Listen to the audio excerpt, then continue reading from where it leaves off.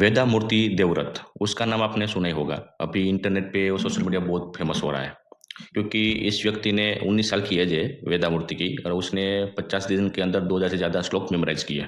तो उसके लिए पीएम नरेंद्र मोदी ने उसको ट्वीट किया, बधाई दी। योगी आदित्यनाथ ने उसको उसका सम्मान किया।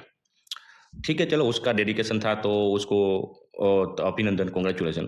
पर आइंस्टाइन ने एक बार बोला था कि जो मनुष्य का दिमाग है ना, वो क्रिएटिविटी, क्रिएशन के लिए, इनोवेशन के लिए, न्यू आइडिया के लिए है। डेटा तो स्टोरेज के लिए नहीं है। पर हमारा एजुकेशन सिस्टम कैसा है भारत देश का, इसको स्टोरेज बना दिया दिमाग का। रट्टा मारने वाला तोता बनाते हैं हम सबको।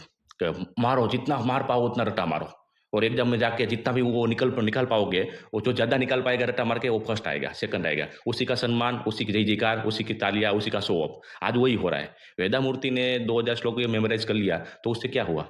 अभी उसकी वजह से क्या हो गया, कंपैरिजन चालू हो गया था सबके घर में। पेरेंट्स बच्चों की बात लगाते होंगे कि देखो आपकी एज का बच्चा है, इतना उसने याद कर लिया, उसकी मेमोरी पावर देखो, और तेरे से स्कूल के 4 सब्जेक्ट भी याद नहीं होते, ठीक से परसेंटेज भी नहीं आते। ये सब बहुत बच्चों को डांट भी पड़ी हुई घर में। ओके, क्योंकि हमारा माइंडसेट क्या है, जो ज़्यादा मेमोराइजेबल होता है ना, उसका ही सम्मान है, उसका ही स्वागत है। देखो, मेमोराइजेबल और इंटेलेक्चुअल दोनों अलग-अलग चीज़ें।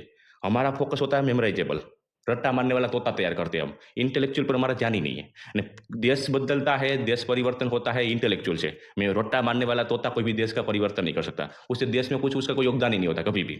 तो मेरा सरकार से को भी एक निवेदन है कि आप सम्मान करो और मोटिवेट करो, तो जो क्रिएटिव है, इनोवेटिव है, न्यू आइडिया जो लाते हैं, उसका सम्मान करो। ऐसे यंगस्टर को सम्मान करो, तो नई क्रांति की शुरुआत होगी, एक नई दृष्टिकोण, नई विचारधारा की शुरुआत होगी वहाँ से। ये सोच खास ज़रूरी है।